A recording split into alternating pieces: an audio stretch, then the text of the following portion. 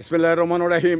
সংগ্রামী সকল ফেসবুক ভাই বোন বন্ধু, বাংলাদেশের বাইরে যে যেখান থেকে এই ভিডিওটি দেখবেন, আমার পক্ষ থেকে জানাই সংগ্রামী সালাম, আসসালামু আলাইকুম।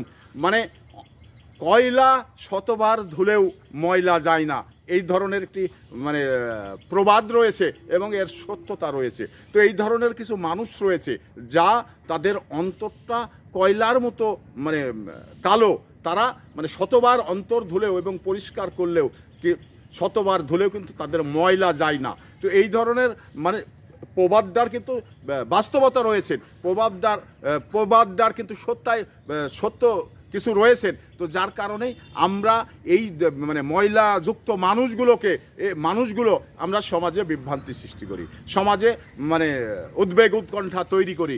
এই ধরনের মানুষগুলো থেকে আমাদের দূরে থাকতে হবে।